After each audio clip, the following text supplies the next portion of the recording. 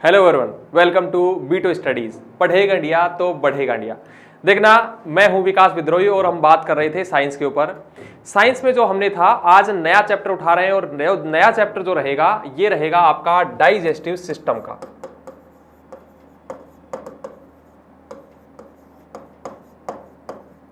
या पाचन तंत्र।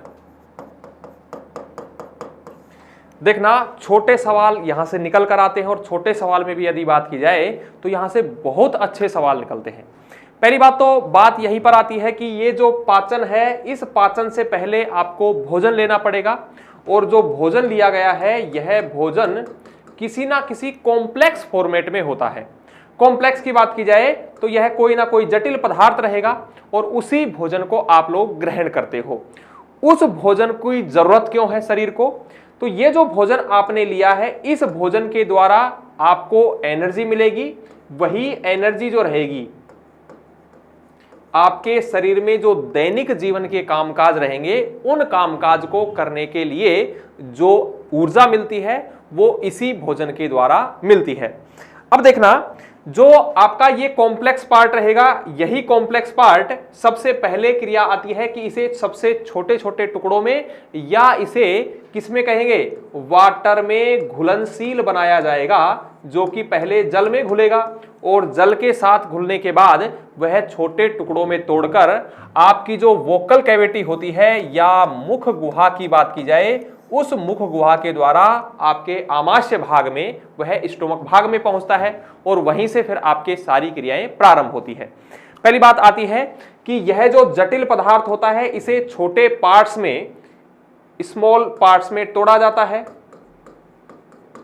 और ये जो स्मॉल पार्ट्स रहेंगे इनमें से आपका जो स्टार्च जो रहेगा, उस स्टार्च भाग का मुख से ही पाचन कर लिया जाता है। यहीं से एक छोटा सवाल बनता है, बताइए कौन से पोषक पदार्थ का पाचन मुख से ही प्रारंभ हो जाता है? तो यह स्टार्च जो होता है एक प्रकार का क्या है, कार्बोहाइड्रेट है और इस कार्बोहाइड्रेट का पाचन आपके मुख गुहा से ही हो जाता है। इसकी अगर बात की जाए तो यह कार्बोहाइड्रेट जो होता है, इस कार्बोहाइड्रेट में जो स्टार्च की मात्रा होती है, वह स्टार्च जो होता है एक प्रकार का क्या है, कार्बोहाइड्रेट है। और कार्बोहाइड्रेट में भी अगर बात की जाए तो मैंने पहले जो आपको चैप्टर पढ़ाया था वह न्यूट्रिशंस का था और उसमें हमने बहुत अच्छे तरीके से इस स्टार्च के ऊपर बात की थी। देखना, ये जो स्टार्च होता है यह ग्लूकोज के अणुओं से मिलकर बना है। जब ये ग्लूकोज के अणुओं से मिलकर बना है तो ये जो स्थिति रहेगी, एक प्रकार के क्या रहेंगे, यदि एक प्रकार का या एक ग्लूकोज के अणु से निर्माण होता है कार्बोहाइड्रेट का, तो वह जो होता है वह होता है मोनोसेकेराइड। उसके बाद दूसरी स्थिति आती है कि यदि वह दो अणुओं से मिलकर कार्बोहाइड्रेट का निर्माण करे तो उसे कहा जाता है डाइसेकेराइड। और तीसरी बात आती है कार्बोहाइड्रेट की, यदि दो से ज्यादा जहां अणुओं की बात की जाए तो वो जो स्थिति होती है उसे पॉलीसेकेराइड का नाम दिया जाता है। यह जो पॉलीसेकेराइड होती है यह स्वाद में फीके होते हैं और ये जो आपका स्टार्च भाग होता है यह भी एक प्रकार का क्या है, पॉलीसेकेराइड है। जब यह पॉलीसेकेराइड है तो यहां बात की जाए तो यह जो पौधे होते हैं या पादपों का यह क्या है, संचित भोजन है। यहीं से दूसरा छोटा सवाल निकलता है कि बताइए पादपों का संचित भोजन है स्टार्च, सेलुलोज, वसा या कुछ भी प्रोटीन वगैरह, कुछ चार ऑप्शन बनाने की कोशिश करेगा तो यह जो होता है यह पादपों का संचित भोजन है। जब पादपों का संचित भोजन है तो इसी स्टार्च को जो कहा जाता है वह मंडकण भी कहा जाता है। अब मंडकण की स्थिति क्या आती है, यहीं से सवाल दूसरा बनेगा, बताइए स्टार्च का दूसरा नाम क्या है? छोटे सवाल बनते हैं, बहुत अच्छे सवाल बनते हैं और हर एग्जाम में घुमा फिराकर यहां से सवाल पूछने की स्थिति बनती है। अब देखना, इसे ही मंडकण का नाम भी दिया गया है। अब ये मंडकण क्या है इसी को समझना। देखना, आपने कभी चावल को धोया होगा और जब चावल को धोया होगा तो सफेद कलर का पानी निकल कर गया होगा। वह जो सफेद रंग का पानी होता है वह एक प्रकार का क्या है, मांडकण है या मंडकण है। दूसरी बात आती है कि आपने आलू को काटा होगा और जब आलू को काटा होगा तो उसमें से सफेद कलर का फिर पानी निकला होगा, या दाल धोई होंगी तो दाल धोने पर भी क्या है, वहां से सफेद रंग का पानी निकलता है, और वह जो सफेद रंग का पानी होता है वो क्या है, एक प्रकार का स्टार्च होता है। आजकल और चीज, एक बात छोटी सी ध्यान रखना कि यही जो स्टार्च होता है पहले जो था वह गृहिणी उसे पानी के साथ बहा देती थी, लेकिन आजकल इसी का जो उपयोग किया जाता है वह गार्डनरी या जो बगीचे में छोटे पौधे होते हैं उन पौधों में उस पानी का उपयोग लिया जाता है, जिसके कारण से वो पौधे क्या करेंगे, उन्हें भोजन मिला है, और यह भोजन क्या है, पादपों का संचित भोजन है। तो यही जो रहेगी स्थिति, यह उन्हें क्या करेगी, ग्रोथ देने का काम करता है, वह भोजन उनको प्राप्त होता है और उसी का पानी वहां पर काम में लेते हैं। अब ध्यान देना, ये जो मंडकण है इसे गांव में या आपके घरों में क्या है, मांड का नाम भी दिया जाता है। अब इसका जो पाचन होता है वह मुख गुहा में लगभग 30% स्टार्च का पाचन मुख गुहा में ही हो जाता है। तो यहीं से बात आती है कि बताइए कौन से भाग का सबसे पहले पाचन होता है, तो स्टार्च का पाचन होता है। यह एक प्रकार का क्या है, कार्बोहाइड्रेट है। और जब कार्बोहाइड्रेट है तो कार्बोहाइड्रेट की सबसे जो छोटी इकाई होती है वह होती है ग्लूकोज। और इस ग्लूकोज की अगर बात करें तो ग्लूकोज जो होता है हमारा शरीर इसे जलाने की क्षमता रखता है, क्योंकि यह सबसे सरल अणु है, और जब सरल अणु है तो हमारा शरीर इसे पचाने के बजाय इसे जलाने की क्षमता रखता है। जब जलाने की क्षमता रखता है तो इसी के द्वारा तुरंत प्रभाव से या इंस्टेंट एनर्जी भी प्राप्त कर ली जाती है। इसी ग्लूकोज की बात की जाए तो यह ग्रेप्स से मिलता है, मतलब अंगूर से प्राप्त होता है। इसी ग्लूकोज को ग्रेप्स शुगर का नाम भी दिया गया है, क्योंकि शुगर जो है वो क्या है, स्वाद में मीठी है, और जब स्वाद में मीठी है तो इसे क्या है, एक मीठी शर्करा का नाम मिला है। अब ध्यान देना, आपका जो कॉम्प्लेक्स भाग था या जो जटिल भाग था, उस जटिल भाग को आपके मुख के द्वारा सबसे पहले उसे छोटे भाग में तोड़ा जाता है, और जब यह छोटे भाग में तोड़ा जाता है तो उसमें साथ में क्या मिक्स किया जाता है, आपकी लार मिक्स की जाती है। और लार मिक्स करने के बाद उसमें आपकी क्या रहेंगे, अब ये लार भी जो होती है, यह लार भी क्या काम करती है, एक तो होती है टाइलिन और एक होती है आपके लाइसोजाइम की स्थिति।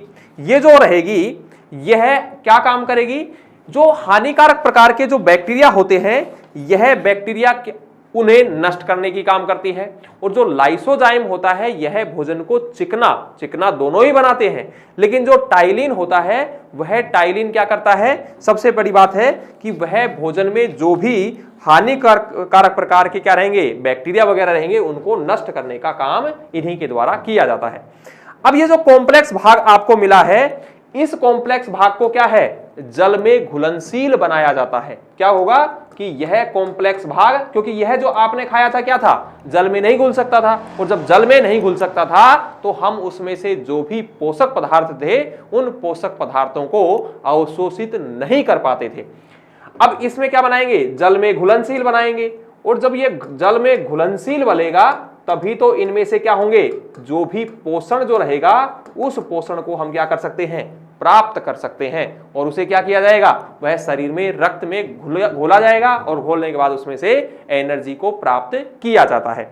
अब ये जो घुलनशील रहेगा इसे सबसे पहली बात है छोटे छोटे टुकड़ों में तोड़ा है, और छोटे छोटे टुकड़ों में तोड़ने के बाद क्या है, उसे आहार नाल के द्वारा ही पेट के अंदर या आपका जो आमाशय भाग होता है स्टोमक, उसके अंदर ले जाया जाता है।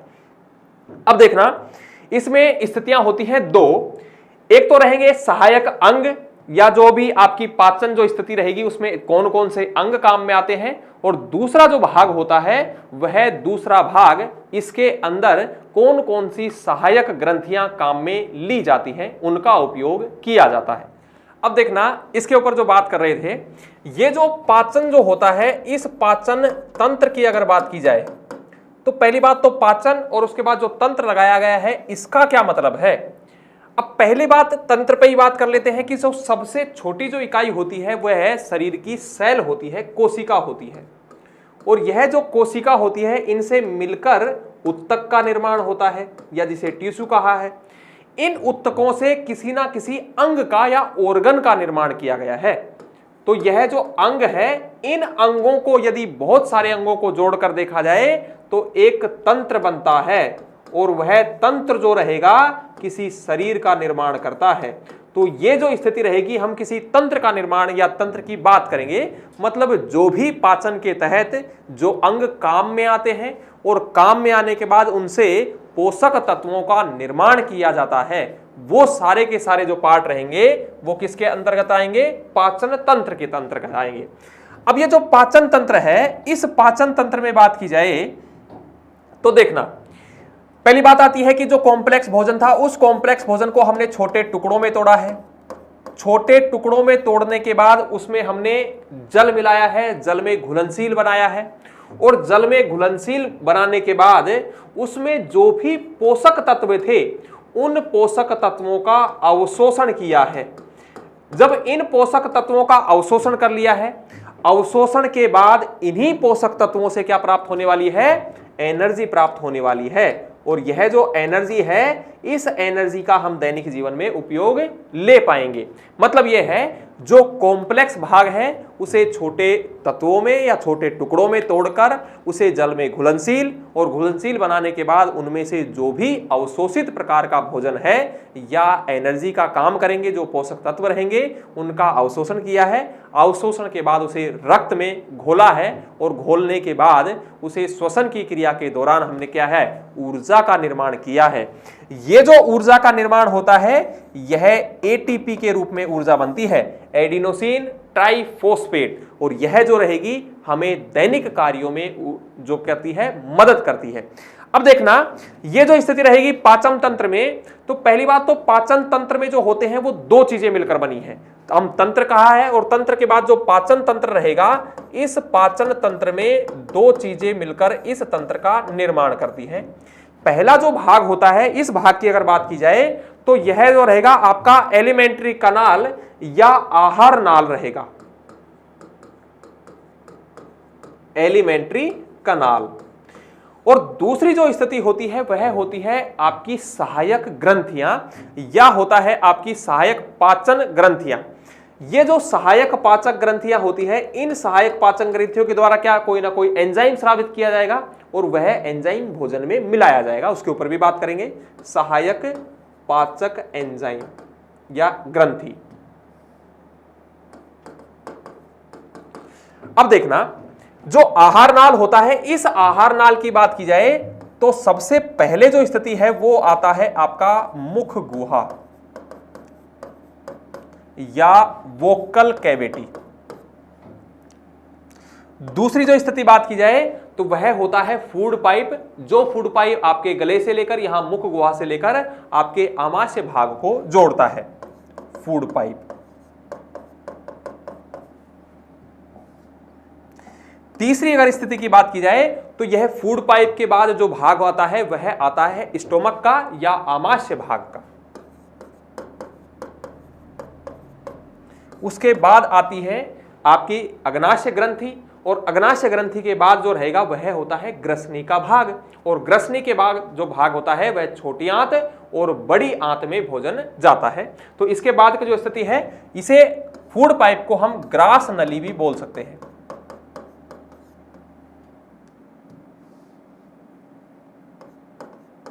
ग्रास नली। इसके बाद जो स्थिति आती है, इसमें ग्रसनी या आंत की स्थिति को जोड़ा जा सकता है। दूसरी बात आती है कि जो सहायक ग्रंथियां होती हैं, इन सहायक ग्रंथियों में 3 ग्रंथियां होती हैं, और उन 3 ग्रंथियों के द्वारा ही उसमें एंजाइम या हार्मोन भोजन में मिलाए जाते हैं। अब ध्यान देना, इसमें जो सहायक ग्रंथि होती है, पहला होता है लीवर, या जिसे यकृत कहा है।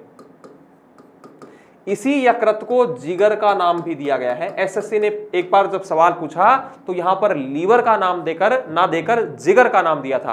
तो लीवर हो, यकृत हो, जिगर हो या कलेजा की जो स्थिति बोलते हैं वो भी इसी को बोला जाता है। दूसरा जो भाग होता है उसे कहा गया है आपका अग्नाशय ग्रंथि या पैनक्रियाज की स्थिति। और जो तीसरा भाग होता है वह होता है स्लेवरी ग्लैंड या लार ग्रंथि। अब देखना, 2 चीजें हैं, एक होती है आहार नाल। आहार नाल जो होती है मुख से लेकर जो आपकी आंत जो होती है या रेक्टम का भाग जो होता है, जो आपका जो मल द्वार होता है वहां तक का भाग आपका आहार नाल कहलाती है। लेकिन जो दूसरा भाग है यह जो होता है सहायक पाचन ग्रंथियां होती हैं, और सहायक पाचन ग्रंथियों में जो आता है आपका लीवर आता है, अग्नाशय ग्रंथि है। अग्नाशय ग्रंथि की अगर बात की जाए तो यह अग्नाशय ग्रंथि मिश्रित ग्रंथि है। मिश्रित ग्रंथि का मतलब यह है कि यह हार्मोन का भी स्रावण करता है और यह एंजाइम का भी स्रावण करता है। इस पर भी बात करेंगे। अब देखना, पहली बात आती है मुख गुहा की, और इन्हीं के ऊपर एक एक के ऊपर चर्चा करना है। क्या भोजन है, किस तरीके से जाएगा और किस तरीके से इसका काम होता है, ध्यान देना।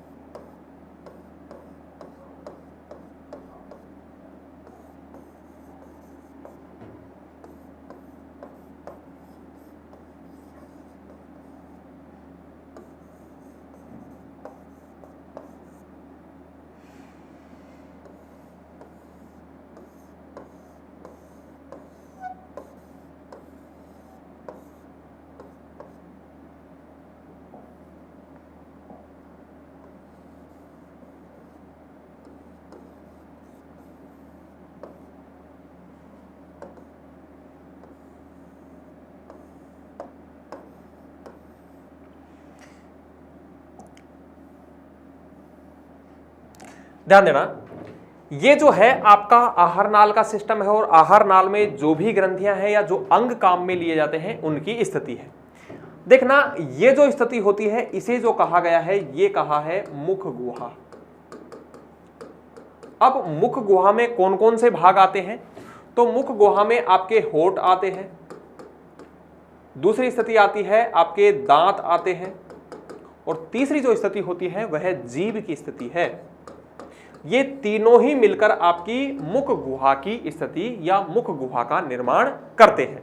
देखना, लार या जो जीभ होती है, इस जीभ के द्वारा आपके जो भोजन में जो स्वाद होता है और साथ ही साथ इसमें लार का मिक्स करने का काम भी आपकी जीभ के द्वारा किया जाता है।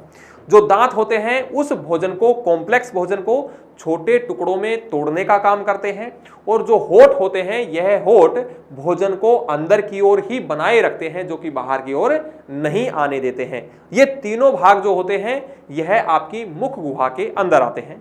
तो पहले देखना, जो आपके होठ हैं ये भोजन को रोकने का काम करते हैं, जो कि आपके मुख गुहा में ही भोजन बना रहे। दूसरे जो आते हैं दांत का मैंने अलग से टॉपिक करवाया है, और वह दांत जो होते हैं दो प्रकार के होते हैं। एक होते हैं उत्पत्ति के आधार पर, और जो दूसरे होते हैं यह होते हैं आकृति के आधार पर। मतलब दांतों को दो तरीकों से बांटा गया है। आकृति के आधार पर दांत जो होते हैं 4 प्रकार के होते हैं। सामने वाले दांत जो होते हैं इंसाइजर होते हैं, जो बगल के दांत होते हैं इन्हें केनाइन कहा है। उसके बाद प्रीमोलर और मोलर की स्थिति होती है। आगे के जो दांत होते हैं, ये जो इंसाइजर दांत होते हैं, ये छेनी के आकार के होते हैं, भोजन को काटने का या किसी भी चीज को काटने का काम करते हैं, ठीक है। और यह जो क्या रहेंगे, यह जो कुतरने वाले जानवर होते हैं उनमें ज्यादा विकसित प्रकार के पाए जाते हैं। अब कुतरने वाले जानवर कौन से होते हैं, जैसे बिल्ली है, चूहा है, खरहा है या गिलहरी जो होती है, जो किसी भी चीज को कुतरने का काम करते हैं।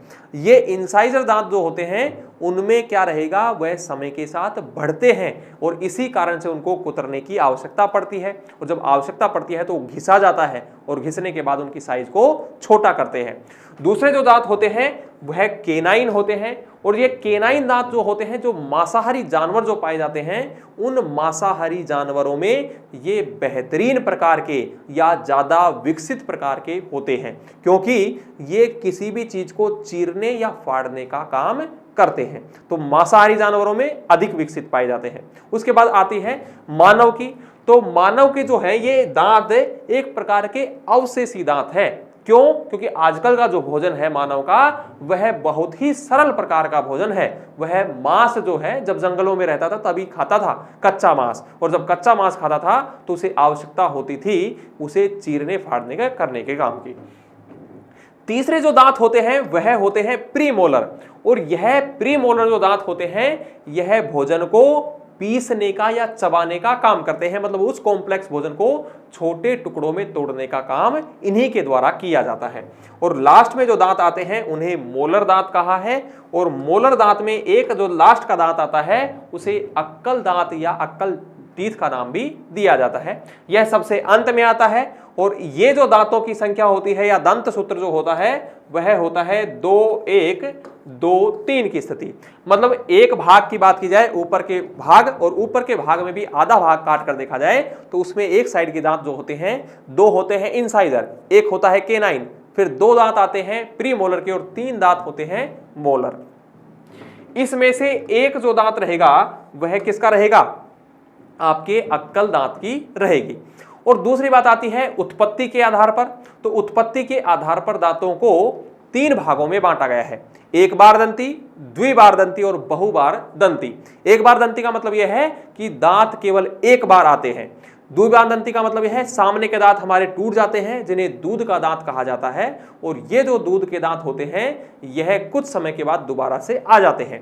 लेकिन बहुबार दंती उन रेप्टाइल्स या एमीफीबिया वर्ग के जो जानवर होते हैं उनमें आते हैं, और यह एक बार टूटने के बाद दोबारा आते हैं, दोबारा टूटने के बाद तिबारा आते हैं। तो यह बार बार आते हैं, इसी कारण से बहुबार दंती का नाम दिया गया है। उसके बाद स्थिति आती है आपके जीभ की। उसके बाद स्थिति आती है जीभ की। और यदि जीभ की संरचना की बात की जाए तो जीभ की जो संरचना होती है कुछ इस प्रकार की स्थिति होती है। अब यह जो जीभ होती है यह अंदर की ओर तालू भाग से जुड़ी हुई होती है, यहां गले के भाग पे। और इसमें भी अब पाए जाते हैं टेस्ट बर्ड्स या टेस्ट विलाई जो बोली जाती है वह विलाई पाई जाती है, टेस्ट बर्ड्स पाए जाते हैं। और वही टेस्ट बर्ड्स आपके भोजन में स्वाद का अनुभव कराती है। स्वाद का अनुभव आपके भोजन का मीठा है, खट्टा है या किसी प्रकार के नमकीन प्रकार का भाग है, तो वह जो पाया जाता है वह इन्हीं में टेस्ट बर्ड्स में पाया जाता है। और जो ये टेस्ट बर्ड्स होती हैं, ये टेस्ट बर्ड्स टेस्ट सेल को ट्रांसफर करती हैं, और टेस्ट सेल जो रहेगा तंत्रिका तंत्र के माध्यम से ब्रेन तक सूचनाओं को पहुंचाने का काम करती है। और उसके बाद ही आप अनुभव लगा पाते हैं कि यह टेस्टी है, खट्टा है, मीठा है, कड़वा है या किसी अन्य प्रकार का इसमें स्वाद है। देखना, इसमें कुछ इस प्रकार की संरचनाएं पाई जाती हैं। और जब इस प्रकार की संरचनाएं पाई जाती हैं तो इन्हीं टेस्ट बर्ड्स को या इन्हें क्या कहा जाता है, पीपले का नाम दिया जाता है। ध्यान देना, आगे का जो भाग होता है यह आगे का भाग किसी भी मीठे भाग के लिए जिम्मेदार होता है, जिससे स्वीट या मीठेपन के आपको स्वाद का अनुभव करवाएगा। जो बगल का भाग होता है यह बगल का भाग आपके लिए किसी भी प्रकार का जो खट्टा भाग रहेगा या खट्टा जो भी नींबू वगैरह का स्वाद होता है उसके लिए जिम्मेदार होता है। जो पीछे का भाग होता है यह पीछे का भाग आपका कड़वा स्वाद देने के लिए जिम्मेदार है। और जो यहां का भाग होगा, केवल और केवल यहां का भाग, यह भाग नमकीन होने के लिए जिम्मेदार रहता है। अब देखना, ये जो बीच का भाग होता है, इस बीच के भाग में किसी भी प्रकार का टेस्ट का अनुभव नहीं होता है। बीच के भाग से किसी भी प्रकार के टेस्ट का अनुभव नहीं होता है। अब ये जो छोटी छोटी मैंने डॉट डॉट संरचनाएं बताई हैं, इन छोटी छोटी डॉट डॉट संरचनाओं का भी नाम दिया गया है और इन संरचनाओं को जो कहा गया है वह पीपीले कहा जाता है। पेपीले, ये जो संरचनाएं होती हैं इन्हें पेपीले कहा जाता है। इन पेपिलाओं की जो संरचनाएं होती हैं वे संरचनाएं भी कुछ इस प्रकार की पाई जाती हैं और यह इस प्रकार की जो संरचनाएं होती हैं, इन संरचनाओं में इस प्रकार की टेस्ट बड्स होती हैं और ये जो टेस्ट बड्स होती हैं, इन टेस्ट बड्स के साथ में इस प्रकार की संरचना होती है और वह किसी भी भाग के या किसी भी भोजन का जो आपने भाग लिया है उसे क्या करते हैं, यह सक करने का काम करते हैं या इनके अंदर क्या होता है, घुल कर जाता है। जब यह घुल कर जाता है तो ये जो भाग रहेगा इन्हें विलाई कहा जाता है। क्या कहा जाता है, विलाई। और यह विलाई जो भाग रहेगा यह भोजन के स्वाद के लिए जिम्मेदार होती है। अब देखना, यहां से जैसे ही आपका भोजन आया इसमें घुलेगा और घुलने के बाद आपको टेस्ट का अनुभव होगा। ये जो विलाई होती है यह किसको ट्रांसफर करती है, तो यह ट्रांसफर करती है टेस्ट बर्ड्स को। ये जो टेस्ट बर्ड्स होती है यह किसको ट्रांसफर करती है, तो यह ट्रांसफर करती है टेस्ट सेल्स को। और ये जो टेस्ट सेल्स होती हैं उस स्वाद के अनुभव को ब्रेन को ट्रांसफर करती हैं और उसी के आधार पर जो होता है वह भोजन का आप स्वाद चख पाते हो। अब ध्यान देना, ये जो विलाई होती है, जैसे अगर बात की जाए जो चीता होते हैं या मांसाहारी जानवर जो होते हैं, उन मांसाहारी जानवरों की यदि जीभ की बात की जाए, यदि वह आपकी स्किन को यह इस प्रकार से ऐसे चाट भी ले तो वह अपनी उस जीभ से या उस विलाई इतनी कठोर प्रकार की होती है कि वह आपकी इसको अपने साथ ले जा सकती है। क्योंकि जो पशु होते हैं उनकी विलाई भी, यदि घर में कोई पशु है तो वहां आपके हाथ को कभी महसूस किया होगा या वहां उसने अपनी जीभ से उसको छुआ होगा तो आपको एक अजीब सी, जैसे पत्थर रगड़ खाता है इस तरीके से रगड़ खाया होगा। तो वह जो होते हैं वह शेर की, चीता की, बाघ की जो जीभ होती है वह एक बार यदि आपके किसी अंग को चाट ले तो वहां से स्किन को गायब कर सकता है, इतनी हार्ड प्रकार की होती है। अब देखना, इनकी जो बात आती है, यदि एज की बात करें तो एज जैसे मान लीजिए आपकी कम है, जैसे बच्चे की बात करें तो बच्चा जैसे 2, 3, 4 साल के आसपास की अवस्था जब उसकी रही होगी तो उस समय पर जब उसने कभी दही की मांग की होगी या आपने उसे दही खिलाया होगा तो दही खाते ही उसने कहा होगा दही खट्टा है। अब ये खट्टा है और आपने उसी दही को खाया है तो आप कहते हो तो बोलते हो नहीं नॉर्मल है, और फिर कहोगे बच्चे को कि बकवास कर रहा है, खाया नहीं जाता इससे। वह सही बोल रहा है बच्चा। क्यों कि ये जो टेस्ट बड्स होती हैं या विलाई जो होती हैं यह बचपन के समय में बेहतरीन प्रकार से काम करती हैं। जब बेहतरीन प्रकार से काम करती हैं तो उन्हें टेस्ट का अनुभव अच्छे तरीके से होता है।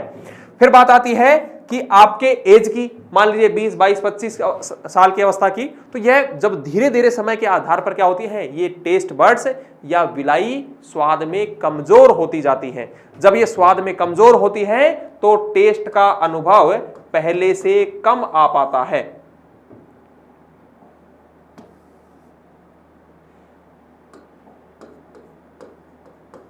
टेस्ट का अनुभव पहले से कम आता है। उसके बाद अगर एज की फिर बढ़ा दे, जैसे 60 साल या 65 साल के आपके घर में अगर दादाजी होंगे तो वो दादाजी कई बार आपको बोलते होंगे सब्जी में नमक नहीं है, मिर्च नहीं है, इसमें कोई स्वाद नहीं है, टेस्ट नहीं है।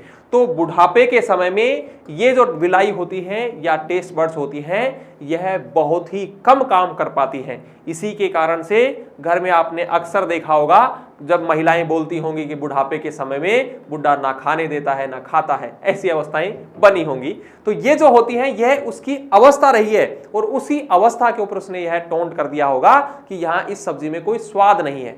वह उसकी कमी नहीं है, वह उसकी जीभ की कमी है। जब उसकी जीभ की कमी है तो वहां पर किसी भी प्रकार का टेस्ट नहीं आ पाता है। आपने कई बार जैसे पेप्सी या कोल्ड ड्रिंक्स वगैरह पी होंगी, तो कोल्ड ड्रिंक्स जब पी होगी तो आपको एक अजीब प्रकार का टेस्ट लगा होगा। जब आपने अनुभव करना पहली बार उस कोल्ड ड्रिंक्स को पिया होगा तो वह कोल्ड ड्रिंक्स आपको एक अजीब टेस्ट को या जीभ को जला देने वाली स्थिति पैदा की होगी। जब यह जला देने वाली पैदा की है तो उसमें जो टेस्ट होता है वह एक टेंगी प्रकार का टेस्ट होता है। जब यह टेंगी प्रकार का टेस्ट है तो यह जीभ की टेस्ट विलाई या जो विलाई होती है, टेस्ट बड्स होती हैं, उनको खत्म करने का काम करता है। जब दोबारा ही आपने क्या की होगी, उस पेप्सी या कोल्ड ड्रिंक्स को पिया होगा तो पहले से कम आपको क्या रहा होगा, उसमें या जलन पैदा हुई होगी, आपको अजीब प्रकार का टेस्ट नहीं आया होगा और धीरे धीरे वह चीज आप रेगुलरली कर रहे होंगे तब वह स्थिति क्या रही है, वह आपकी फेमिलियर होने की स्थिति में आ गए होंगे। तो यह होती है टेस्ट और टेस्ट बड्स की स्थिति। अब देखना ये जो जीभ होती है किस किस चीजों में काम आती है। तो यह जीभ आपके स्वाद के लिए अनुभव कराती है, आपके स्वाद के लिए, भोजन के स्वाद के लिए जिम्मेदार होती है। दूसरी अगर बात की जाए तो यह भोजन में लार मिक्स करने का काम करती है, लार मिलाने का काम करती है।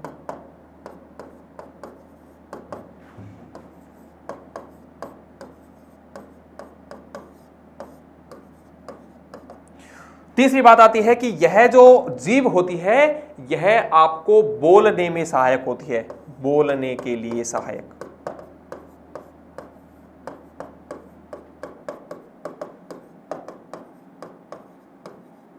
इसका मतलब यह है कि जब भी आपने जब हिंदी पढ़ी होगी तो वहां स्वर और व्यंजन की बात आती है और उसमें भी वर्ण आते हैं, जैसे तालु का वर्ण है, यह मूर्धा है, यह जिव्या है या अन्य प्रकार की, या कंठव्य है या तालव्य है। तो जो इस प्रकार के शब्द रहेंगे उन्हें बोलने के लिए जो स्थिति रहेगी वह आपके जीभ का ही कमाल होता है। या कई जो गूंगे प्रकार के रहेंगे, जो कैटेगरी में लोग आते हैं, उनकी जो जीभ होती है यहाँ नीचे के भाग से चिपकी हुई अवस्था में आती है, या जो तोतले प्रकार के बोलते होंगे, बोलने में वर्ड्स जो रहेंगे प्रॉपर तरीके से नहीं बोल पाते हैं, तो उनके लिए जिम्मेदार यही होता है कि उनकी जीभ ने उन शब्दों को क्या कर दिया है, वह सही तरीके से बोलने में सहायक नहीं होती है। अब देखना ये जो जीभ होती है या मुख गुहा होती है, इस मुख गुहा में सबसे पहली बात है भोजन का पाचन यहीं से प्रारंभ हो जाता है। तो मुख गुहा से ही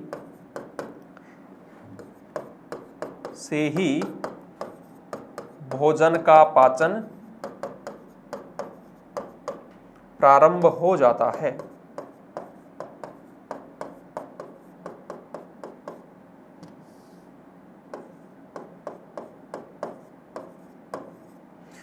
दूसरा बात आती है कि जब भोजन का पाचन होता है मुख गुहा से तो कौन से भाग का होता है। अब आपके भोजन में जो है वो दो चीजें होती हैं, एक होता है मुख्य तत्व और दूसरे होते हैं सूक्ष्म तत्व। मुख्य तत्वों की अगर बात की जाए तो कार्बोहाइड्रेट, प्रोटीन और वसा होता है, और जो सूक्ष्म तत्व होते हैं उन सूक्ष्म तत्वों में उस भोजन में होती है जल की मात्रा, पानी घुला होता है, साथ ही उसमें विटामिन्स होते हैं, मिनरल्स होते हैं, खनिज लवण वगैरह की मात्रा होती है, वो सूक्ष्म आधार पर होता है। अब इसमें जो मेनली जो होता है वह कार्बोहाइड्रेट का पाचन होता है, और कार्बोहाइड्रेट में भी अगर बात की जाए तो स्टार्च का पाचन मुख गुहा से ही प्रारंभ हो जाता है। अब ये जो मुख गुहा होती है, इस मुख गुहा में किसका पाचन है, स्टार्च का। फिर बात आती है कितने प्रतिशत भाग का पाचन हो जाता है, तो इसमें जो लगभग 30% जो भाग होता है उस 30% भाग का पाचन इसी मुख गुहा से हो जाता है। अब ये मुख गुहा से हो गया तो मतलब ये है इसमें लार मिलाई गई है, और लार जो होती है यह लार भी दो प्रकार की होती है। मतलब इसमें बात की जाए तो इसी मुख गुहा से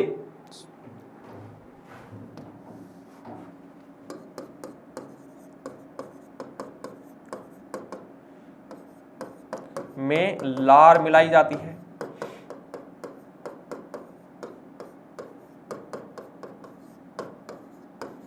अब ये जो लार होती है ये दो प्रकार की होती है, एक होती है टाइलिन और दूसरी जो होती है वह होती है लाइसोजाइम। अब देखना, एक होती है टाइलिन और दूसरी होती है लाइसोजाइम।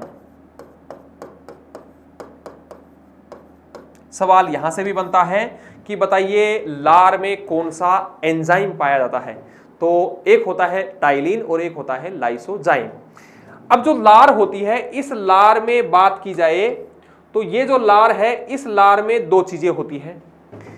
अगर 99% भाग की बात की जाए तो उसमें होता है पानी, और 1% भाग की अगर बात की जाए तो 1% भाग में जो होता है वह पाए जाते हैं एंजाइम। 1% भाग में पाए जाते हैं एंजाइम। अब देखना, जब अंतःस्रावी ग्रंथि का टॉपिक आपने पढ़ा था तो उस समय पर मैंने बताया था कि एंजाइम जो होते हैं, हार्मोन और एंजाइम से सवाल बनता है। एंजाइम जो होते हैं, पहली बात तो कहां से स्रावित होते हैं, तो ये बाह्य स्रावी ग्रंथियों से स्रावित होते हैं। जब ये बाह्य स्रावी ग्रंथियों से स्रावित होते हैं तो ये जो एंजाइम होते हैं किसके बने होते हैं, तो ये बने होते हैं आपके प्रोटीन के बने होते हैं, यही स्थिति रहेगी। और दूसरा जो रहेगा वह हार्मोन जो होते हैं स्टेरॉइड प्रकार के हो सकते हैं, अमीनो अम्ल के हो सकते हैं, वसीय अम्ल के हो सकते हैं, या प्रोटीन के हो सकते हैं। तो ये जो लेकिन लार जो होता है इसमें 99% भाग पानी होता है और 1% भाग में जो होता है वह टाइलिन और लाइसोजाइम या एंजाइम पाए जाते हैं। अब ध्यान देना, ये जो टाइलिन होता है ये क्या काम करता है और लाइसोजाइम जो होता है वह क्या काम करता है, इसी पर देखते हैं। जो टाइलिन होता है, यह टाइलिन आपके जो भी हानिकारक प्रकार के बैक्टीरिया भोजन में है,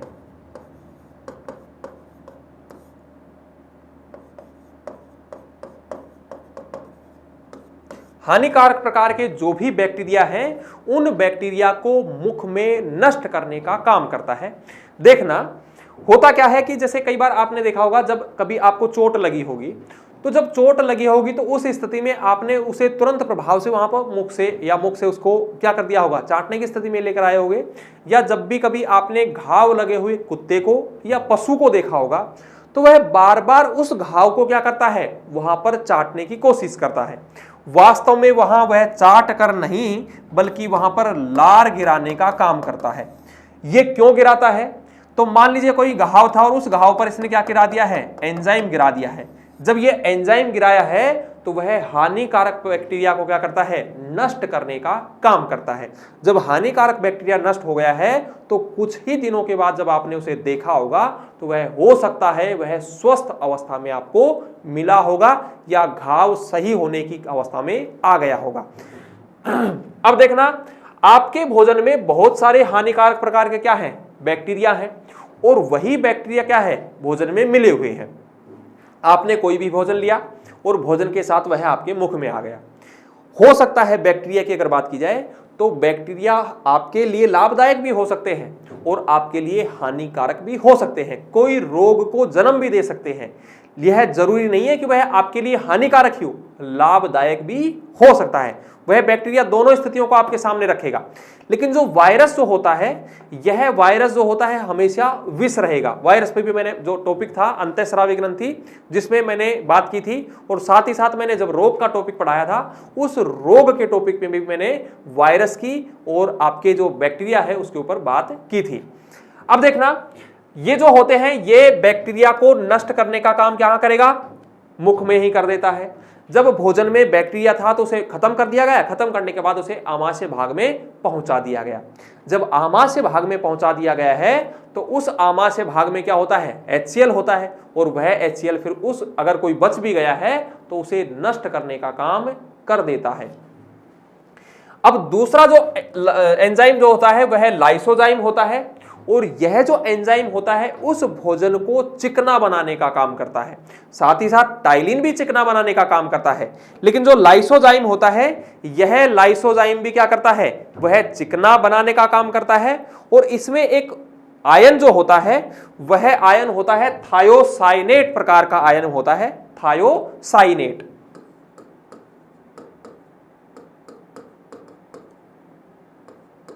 और ये थायोसाइनेट आयन जो होता है यह भी हानिकारक प्रकार के बैक्टीरिया वगैरह को नष्ट करने का काम करता है।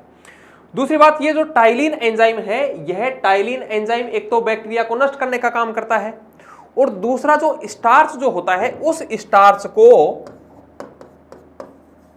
किसमें बदलता है, तो यह माल्टोज में बदलता है। अब ये माल्टोज जो है यह एक प्रकार की क्या है, डाइसैकेराइड है, और जब डाइसैकेराइड की बात की जाए तो कार्बोहाइड्रेट है, और डाइसैकेराइड का मतलब ये होता है यह दो अणुओं से मिलकर बना है। जब ये दो अणुओं से मिलकर बनी हुई कार्बोहाइड्रेट है या क्या है, सैकेराइड है, तो यह जो सैकेराइड होती है, एक अणु तो होता है इसमें ग्लूकोज का, और दूसरा जो अणु होता है यह होता है आपका गन्ने में जो पाया जाता है, और गन्ने का रस निकालने के बाद का भाग जो बचा होता है वह होती है माल्ट शुगर। इन दोनों से जो बनता है वह माल्टोज बनता है, और माल्टोज के बाद इसका क्या कर दिया जाता है, आपके मुख गुहा में ही पाचन कर दिया जाता है। अब ये भोजन जो है कहां आएगा, तो यह भोजन आएगा आपकी इस फूड पाइप में।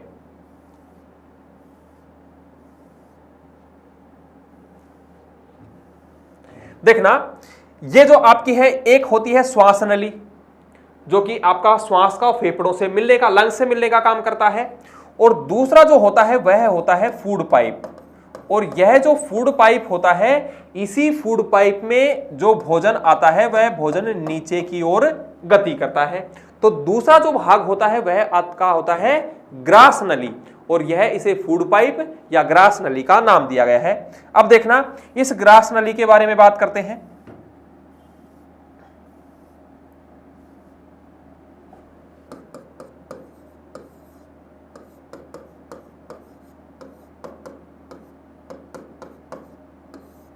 अब ये जो फूड पाइप होता है, इस फूड पाइप की अगर बात की जाए तो यह मुख गुहा के बाद का भाग होता है। अब ये मुख गुहा के बाद का भाग जो होता है, इसकी लंबाई की बात आती है, तो लंबाई जो होती है इसकी लगभग 25 सेंटीमीटर होती है। लंबाई लगभग 25 सेंटीमीटर होती है। दूसरी बात आती है कि इसमें जो भोजन होता है वह नीचे की ओर गति करता है, तो उस गति को भी एक नाम दिया गया है। वह जो गति होती है कुछ इस प्रकार से होती है, मान लीजिए यह आपकी फूड पाइप है और यहां पर आपका भोजन है। जब यह भोजन होता है तो यहां पर फूड पाइप थोड़ी सी बाहर की ओर निकल जाती है, फिर मान लीजिए फिर आपका नीचे गए, फिर यहां पर फिर भोजन का एक पार्ट्स है, और इस पार्ट्स के बाद फिर यह भोजन क्या हो गया है, नीचे की ओर चला गया है, फिर यहां पर फिर पार्ट्स है, और यह नली फिर उसके बाद यहां इस तरीके से है। जब ये इस तरीके से होता है तो इस गति को जो कहा जाता है, या भोजन आपने जैसे ही निवाला लिया वह लेने के बाद नीचे लेकर जाते हैं, जब ये नीचे लेकर जाते हैं तो इसे कहा गया है क्रमाकुंचन गति।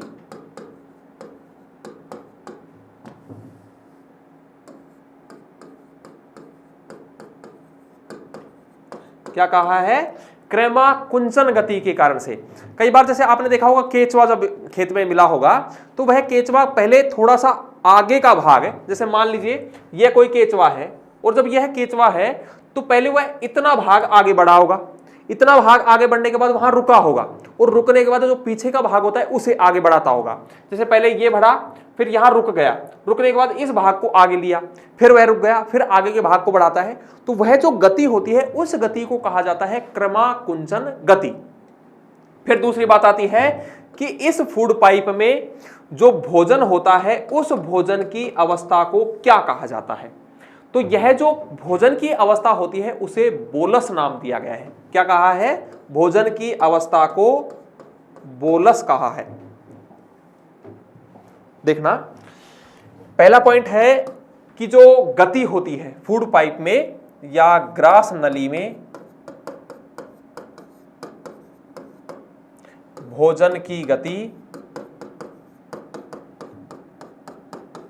क्रमाकुंचन गति के कारण, क्रमाकुंचन गति के कारण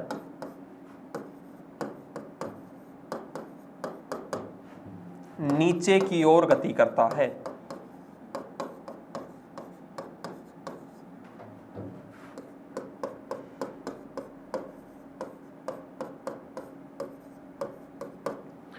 दूसरी बात आती है कि यह जो भोजन की अवस्था होती है इस फूड पाइप में, उसे क्या नाम दिया गया है? तो भोजन की जो अवस्था होती है, आपने कॉम्प्लेक्स भोजन खाया है और कॉम्प्लेक्स भोजन के खाने के बाद उसे छोटे छोटे टुकड़ों में तोड़ा है। जब छोटे छोटे टुकड़ों में तोड़ा है तो उसने आपने नीचे की ओर लिया है। जब नीचे की ओर लिया है तो इस भोजन में क्या मिला हुआ है? आपकी लार मिली हुई है। और लार मिलाने के बाद उस भोजन को क्या किया गया है? चिकना किया गया है। लार कौन सी होती है? एक टाइलिन और एक लाइसोजाइम। टाइलिन जो होती है वह मिक्स करेगी, क्या करेगी? एक तो पहले बैक्टीरिया को खत्म करेगी और दूसरा क्या करेगी? उसे स्टार्च को माल्टोज में बदलने का काम करेगी। जो आपका लाइसोजाइम होता है, यह लाइसोजाइम भी क्या करता है? आपके सूक्ष्म जीवाणु जो होते हैं उन्हें नष्ट करने का काम करते हैं और भोजन को चिकना बनाता है। जब चिकना बनाया तो यह भोजन नीचे की ओर गति करेगा। जब यह नीचे की ओर गति करता है तो भोजन की अवस्था को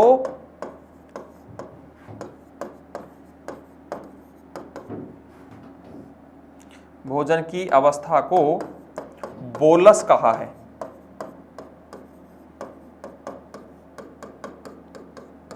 भोजन की अवस्था को बोलस कहा जाता है। फिर दूसरी बात आती है, क्या फूड पाइप में किसी भी प्रकार के भोजन का पाचन होता है कि नहीं होता? क्योंकि भोजन का जो पाचन होता है, पहली बात तो मैंने ये बताया है कि जो मुख गुहा होती है उसी मुख गुहा से भोजन का पाचन प्रारंभ हो जाता है। अब यहां नोट करने वाली बात है कि जो आपकी ग्रास नली होती है, इस ग्रास नली में या फूड पाइप में किसी भी प्रकार के भोजन का पाचन नहीं होता है। फूड पाइप में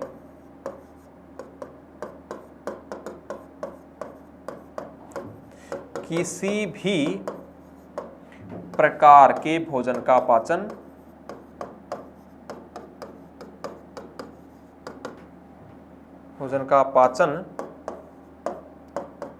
नहीं होता है। अब ये जो फूड पाइप होती है इसकी लंबाई कितनी होती है? तो अगला पॉइंट है, फूड पाइप की लंबाई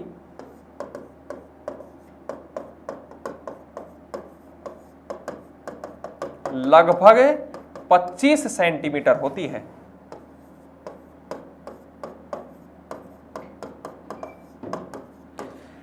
देखना, फूड पाइप में जो गति होती है वह क्रमाकुंचन गति होती है। दूसरी बात आती है कि इसमें किसी भी प्रकार के भोजन का पाचन नहीं होता है।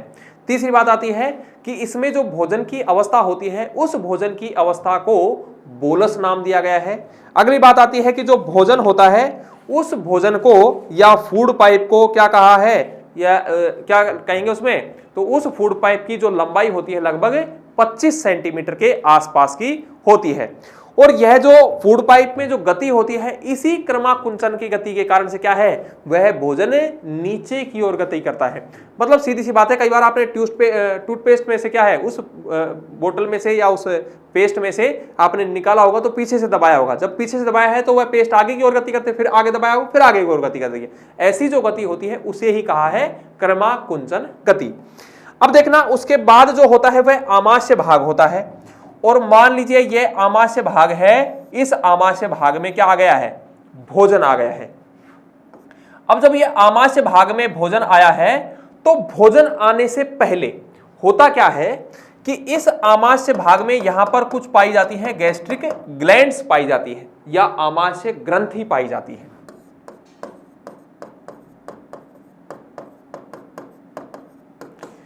ये जो आमाशय ग्रंथि है, इस आमाशय ग्रंथि के द्वारा क्या किया जाता है कि सबसे पहले एक म्यूकस लेयर का या म्यूसिन लेयर बनाई जाती है। और यह जो म्यूसिन लेयर जो रहेगी वह कुछ इस प्रकार से चारों तरफ एक भाग या परत का निर्माण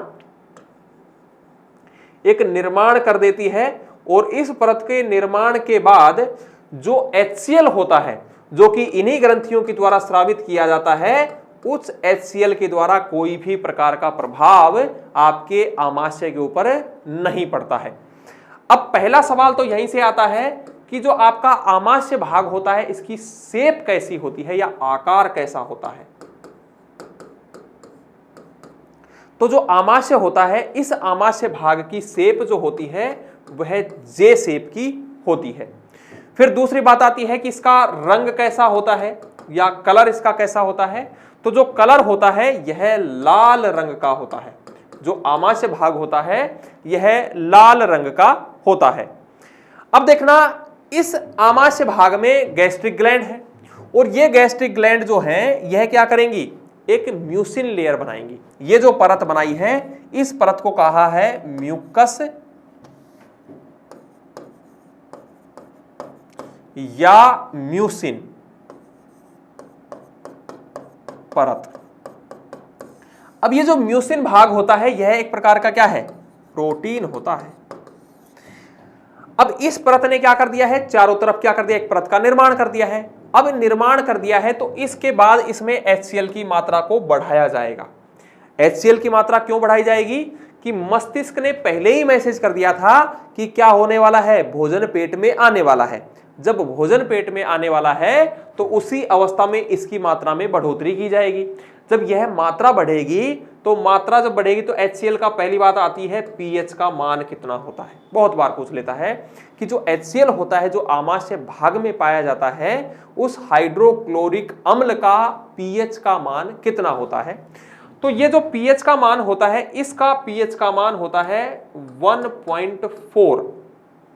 अब ध्यान देना, ये जो pH है 1.4 है, इसका मतलब क्या है, ये एक प्रकार का तेजाब है, एसिड है ये। और जब एसिड है तो क्या ये म्यूकस लेयर नहीं होती तो क्या ये सही तरीके से काम कर पाता ये अंग? ये किसी भी चीज को जलाने की क्षमता रखता है। कई बार फिल्मों में आपने देखा होगा कोई विलेन किसी पिस्टल को किसी पानी में डालता होगा या किसी लिक्विड में डालता होगा और जब लिक्विड को से उस पिस्टल को बाहर निकालता होगा तो आगे का भाग गायब मिलता है। यह उसी स्थिति का काम कर सकती है, इसीलिए यह म्यूकस लेयर का काम करता है। अब देखना, यहां भी इस चीज को, छोटे चीज को समझते हुए चलना। मान लीजिए आपने कहीं मार्केट में गए और मार्केट में आपने गरम गरम समोसे खा लिए और जब समोसे गरम गरम खाए हैं तो उसे बाहर ना फेंकने के बजाय आपने क्या कर दिया है, उसे अंदर ले लिया है। जब यह गरम भाग नीचे की ओर आता है और जब नीचे की ओर आता है तो यह जलती हुई अवस्था में प्रवेश करता है। यह मान लीजिए यहां प्रवेश करा और जैसे यहां प्रवेश करता है यह भाग यहां किसी स्किन को यहां टच कर जाता है, आमाशय की, पेट की किसी भी भाग को मान लीजिए टच कर गया। जब ये टच कर जाता है तो यह वहां पर उस म्यूकस लेयर को क्या कर देता है, कमजोर कर देता है। और यह हो सकता है आहार नाल, जो आपकी ये फूड पाइप है, इस फूड पाइप में भी कहीं पर घाव कर कर आया हो। जब ये घाव कर कर आता है तो वहां पर आपको जलन पैदा होती है। जब भी आपने मिर्च मसाले की सब्जी खाई होगी या कोई ऐसे प्रकार का टेंगी प्रकार का, या आपने जैसे क्या बोलते हैं नींबू का रस पिया होगा, तो उस समय पर आपको जलन रही होगी। जब ये जलन होती है तो इसका मतलब क्या है, आपकी जो फूड पाइप है या आमाशय भाग जो होता है वह रैप्चर कर जाता है। और रैप्चर का मतलब है वहां पर हल्के घाव हो गए हैं, और घाव को अगर वह घाव ज्यादा बढ़ जाते हैं तो उन्हें अल्सर का नाम भी दिया जाता है। और ये अल्सर जो होते हैं पेट के अंदर या फूड पाइप में रहते हैं, जिसे गैस्ट्रिक प्रॉब्लम जो बोलते हैं। कई बार बोलते होंगे कि मुझे जलन रहती है, फिर आप किसी डॉक्टर को दिखाने गए होंगे, या फिर ऐसी अवस्था तब पैदा होती है जब आप ज्यादा लंबे समय तक भूखे रहते होंगे। आपकी एज जो है एक तैयारी करने वाले स्टूडेंट की है। मैं समझता हूं कि आपने भोजन सुबह का शाम और शाम का सुबह बनाया होगा। हो सकता है आपने 2-2 दिन तक इधर उधर कहीं छोटा मोटा खा के काम चलाया होगा। यह स्ट्रगल का दौर है, यह जीवन ही कुछ ऐसा है कि जिसमें हर किसी के जीवन में आता है ये चीजें, और जब हर किसी के जीवन में आती हैं तो भोजन कई बार ऐसा हुआ है। ऐसा नहीं है कि सामान्य स्थिति नहीं होती है, लेकिन हो सकता है कि आपने सुबह शाम का भोजन प्रॉपर तरीके से नहीं किया होगा। जब ये भोजन प्रॉपर तरीके से नहीं होता है तो इस आमाशय भाग में होता क्या है कि आपके मस्तिष्क में हर समय ग्लूकोज के लेवल को जांचा जाता है।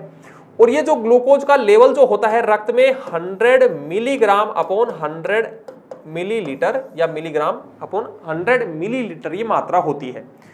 अब ये मान लीजिए कम हुआ। जब ये कम होता है तो आपको भूख लगने की फीलिंग पैदा होती है, और जब ये भूख लगने की फीलिंग होती है तो मतलब आपके रक्त में क्या है, ग्लूकोज की मात्रा कम हुई है। जब ग्लूकोज की मात्रा कम हुई है तो आपका जो आमाशय भाग होता है ये कॉन्ट्रैक्शन रिलैक्सेशन करता है, इस तरीके से संकुचन शीतलन की स्थिति आएगी।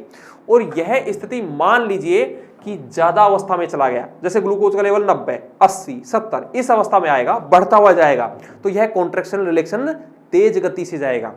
उस अवस्था में आपके पेट में क्या रहेगी, भूख लगने की फीलिंग पैदा हो रही है और आपने भोजन मान लीजिए खाना स्टार्ट किया। यह भाग भरने आएगा और भरने की अवस्था में यहां HCl का भी निर्माण हुआ है। या दूसरी अवस्था आपने कई बार ऐसी महसूस की होगी कि आप जैसे च्युइंगम वगैरह जो होते हैं, ये सेंटर फ्रेश वगैरह खाई होगी, और जब खाई होती है तो आपके मुंह चलता है, मुंह चलने के साथ साथ वहां लार भी जाती है पेट में, और यह महसूस किया जाता है कि अब कुछ समय में भोजन आया, थोड़े समय में भोजन आया, क्योंकि वह भाग जाना स्टार्ट हो जाता है। जब वह भाग जाना स्टार्ट हो जाता है तो आपकी इसी गैस्ट्रिक ग्लैंड ने क्या कर दिया है, HCl का स्रावण स्टार्ट कर दिया, बनाने लगा। भाई उसे मैसेज मिला कि हाँ कुछ समय में भोजन आने वाला है, फिर उसे लगा फिर थोड़े देर समय में आएगा, फिर आएगा, और आपने उसे खा पी कर फेंक दिया। अब पेट ने भी सोचा और मस्तिष्क ने भी सोचा भोजन तो आने वाला था लेकिन आया नहीं, बेवकूफ बना दिया गया। अब जब बेवकूफ बनाए हैं तो यह पार्ट तो आपका काम करेगा ही करेगा। इस भाई साहब ने तो HCl बनाकर रख दिया, और जब रख दिया तो यह ज्यादा मात्रा में हो गया यार HCl। कई बार यहां पर ऊपर इस नली में चढ़ने की कोशिश करता है। जब उस नली में यह चढ़ने की कोशिश करेगा तो आपको खट्टी खट्टी कुछ ऐसी स्थितियां पैदा होंगी, गले तक पानी सा आएगा, फिर आपको लगेगा क्या अजीब सी जलन हो रही है, फिर कोई इनो 6 सेकंड में ले लो मजे। तो ये जो स्थिति होती है यह भाग आपको जलन पैदा करने की स्थिति में रहेगा। या जब आपको घाव होते हैं, जो अल्सर की स्थिति होती है, उस अल्सर की स्थिति में भी क्या होता है, आपको जलन पैदा होती है। तो जो भूखे होते हैं, पहली बात तो यही है कि आप कभी भी इस अवस्था में चाहे थोड़ा बहुत ही खाया जाए लेकिन भोजन की मात्रा या कभी भूखे पेट नहीं रहना है। यदि भूखे पेट ज्यादा समय तक रहता है तब भी यह आपका आमाशय भाग जो होता है वह जलन पैदा करता है या फूड पाइप में जलन होता है। या फिर दूसरी चीज आती है कि चाय कॉफी वगैरह का जब दिन में ज्यादा सेवन कर लिया जाता है तब भी HCl की मात्रा में वृद्धि होती है, जिससे वह जलन पैदा करने का काम करता है। अब देखना ये जो आमाशय भाग होता है किस शेप का होता है, तो यह जे शेप का होता है। इसका जो रंग होता है यह लाल रंग का पाया जाता है। अब ध्यान देना, ये जो गैस्ट्रिक ग्लैंड होती है, इस गैस्ट्रिक ग्लैंड को ग्रहणी कहा है, या इसके जो नीचे वाला जो भाग होता है एक नली का रूप संरचना होती है, इसे जो नाम दिया गया है यह कहा गया है ग्रहणी। और यही ग्रहणी जो होती है वह आमाशय को और छोटी आंत को जोड़ने का काम करती है। अब देखना, ये जो आपका आमाशय भाग है, इस आमाशय भाग को 3 भागों में तोड़ा गया है। जो ऊपर का भाग होता है ये वाला भाग, इस ऊपर के भाग को मैं 1 नंबर, उसके बाद दूसरा नंबर का जो भाग होता है इसे 2 नंबर, और इसके बाद जो तीसरा जो नीचे का भाग होता है इसे 3 नंबर नाम मैंने दिया है। अब यहां पर 1 नंबर जो होता है, इस 1 नंबर को जो कहा जाता है या ऊपर को भाग को जो नाम दिया गया है वह नाम दिया है कार्डिया। कार्डिया या कार्डियक।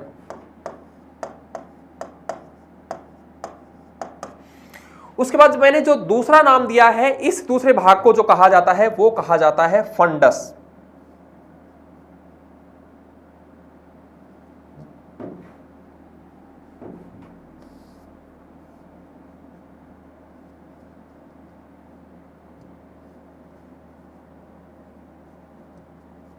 और जो तीसरे वाला जो भाग होता है, इस तीसरे वाले भाग को नाम दिया गया है पाइलुरिक।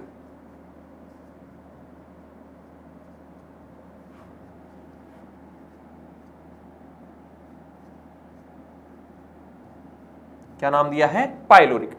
अब देखना, पहला सवाल यहीं से बनेगा, बताइए आमाशय का कौन सा भाग ग्रास नली से जुड़ा रहता।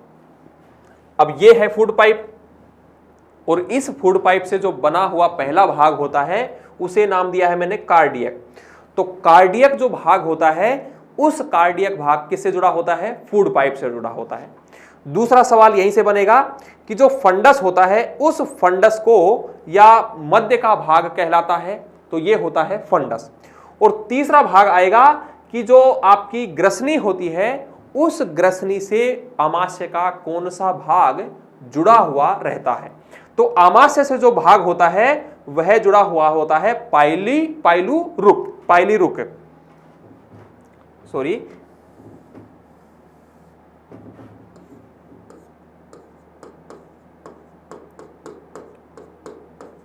पाइलीरिक। तो ये जो भाग होता है यह 3 भागों में बांटा गया है। एक होता है कार्डियक, एक होता है फंडस और एक होता है पाइलोरिक। तो इन भागों में तोड़कर इसे देखा गया है। अब ध्यान देना कि पहला भाग आया है आपका फूड पाइप। इस फूड पाइप में किसी भी प्रकार के भोजन का पाचन नहीं होता है। अब ये जो आपकी स्थिति रहे आमाशय भाग, इस आमाशय भाग में भोजन पहुंचा है और इसमें भोजन पहुंचने के बाद वह किसमें प्रवेश कर गया है, वह आपकी इस ग्रहणी में भाग में प्रवेश किया है। अब दूसरा सवाल यहीं से बनता है कि जो ग्रहणी में जो भोजन की अवस्था होती है उसे क्या नाम दिया गया है। तो ग्रहणी में भोजन की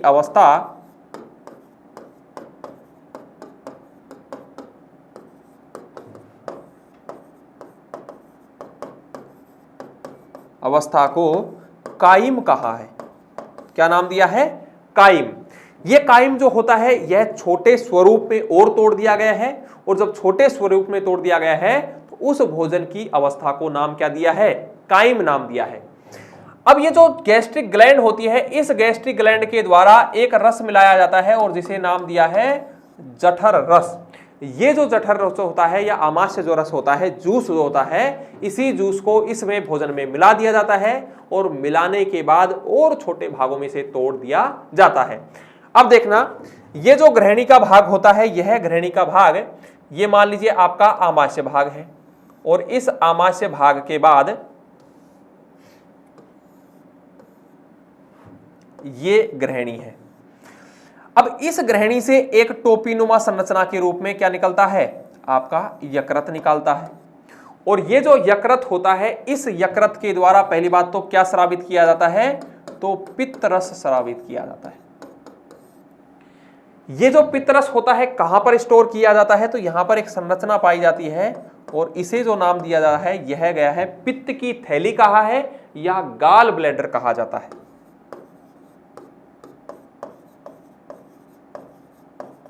क्या है, पित्त की थैली।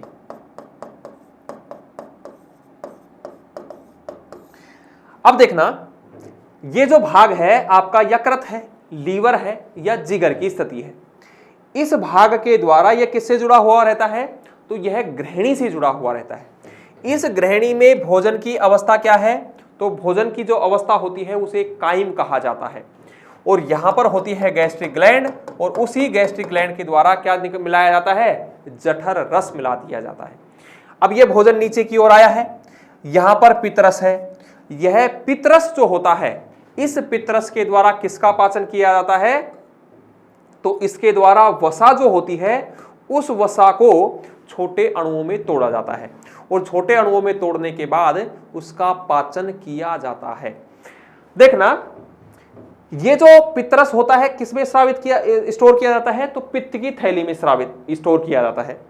और यदि पित्त की थैली में मान लेते हैं कि क्या हो जाए, स्टोन हो जाए, मतलब क्या हो, पत्थरी बन जाए। जब पत्थरी बन जाती है तो इस पित्त की थैली को काटकर डॉक्टर क्या करेगा, अलग निकाल कर दे देगा और बोलेगा ले जाइए, खेल लीजिए इसके साथ, ऐसी स्थिति देगा। तो ये जो होता है उस समय पर भोजन में क्या रहेगा, आपको मना किया जाता है कि घी या वसा का सेवन कम से कम किया जाए। क्यों, क्योंकि आपका जो भोजन होता है उसमें वसा का क्या रहेगा, पाचन करने के लिए कौन है, यह पित्त है। और यह पित्तरस ही जब नहीं रहेगा तो वसा का पाचन नहीं होता है। दूसरी बात आती है कि जो ग्रहणी होती है, इसी ग्रहणी के एक दूसरा भाग होता है और इस दूसरे भाग से आपका क्या निकलता है, उसे भाग को कहा जाता है, एक पत्तीनुमा संरचना में होता है। और यह जो पत्तीनुमा संरचना है, इस संरचना को कहा जाता है पैनक्रियाज या अग्नाशय ग्रंथि।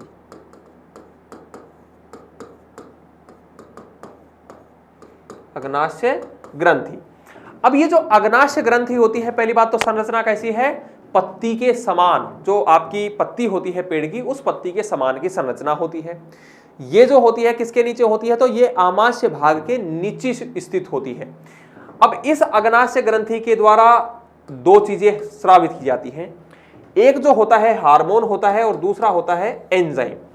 हार्मोन की अगर बात की जाए तो हार्मोन जो होता है वह एक होता है इंसुलिन हार्मोन और दूसरा जो हार्मोन होता है वह होता है ग्लूकेगोन हार्मोन।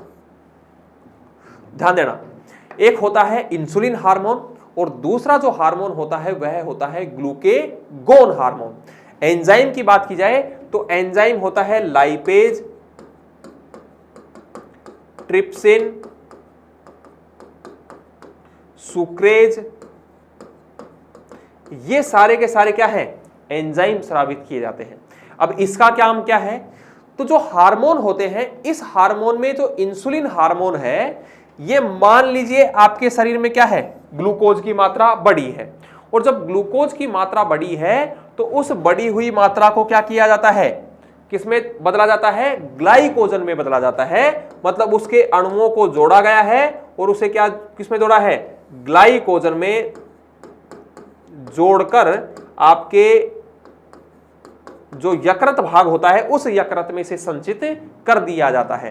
तो यह लीवर जो है, पहली बात तो क्या है, यह पित्तरस का स्रावण भी करता है और जो एक्स्ट्रा मात्रा में ग्लूकोज बना है उस एक्स्ट्रा मात्रा के ग्लूकोज को भी क्या कर दिया गया है, वहां पर स्टोर करने का काम इसी किसका किया जाता है, इस इंसुलिन हार्मोन का किया जाता है। अब मान लीजिए ये मात्रा कम हुई, ग्लूकोज की मात्रा फिर आपकी घटी 100 से 90 आई। जैसे ये 90 आएगी तो आपको पता है कि आपके शरीर में क्या रखा हुआ है, ग्लाइकोजन रखा है। जब ये ग्लाइकोजन रखा है तो इस ग्लाइकोजन को वापस ग्लूकोज में तोड़ने का काम कौन करेगा, तो दूसरे वाला जो हार्मोन है यह ग्लाइकोजन हार्मोन करेगा। बदलने का काम किसने किया था, इंसुलिन हार्मोन ने। लेकिन इसे वापस बदलने का काम कौन करेगा, तो वह जो होगा वह कौन होगा, ग्लाइकोजन हार्मोन। और इसी ग्लाइकोजन हार्मोन के द्वारा उसे दोबारा से ग्लूकोज में तोड़ा जाएगा और तोड़ने के बाद फिर क्या स्थिति रहेगी, उसे रक्त में मिलाया जाएगा। जब रक्त में ग्लूकोज को मिलाया गया है तो रक्त में ग्लूकोज को मिलाने के बाद ग्लूकोज की स्थिति क्या रहेगी, C6H12O6, ये है ग्लूकोज। फिर उसके बाद रक्त में मिला दिया, रक्त अपने साथ हीमोग्लोबिन के साथ क्या जोड़कर ले जाता है, ऑक्सीजन जोड़कर ले जाता है।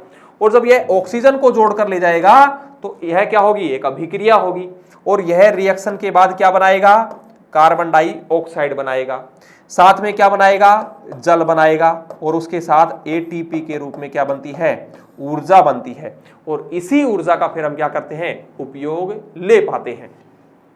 तो देखना, ये जो अग्नाशय ग्रंथि है, इस अग्नाशय ग्रंथि में पहली बात तो क्या है, ये मिश्रित प्रकार की ग्रंथि है। मतलब यह हार्मोन भी स्रावित करती है और एंजाइम भी स्रावित करती है। हार्मोन क्या करते हैं, दो होते हैं, एक होता है इंसुलिन हार्मोन और दूसरा होता है ग्लूकेगोन हार्मोन।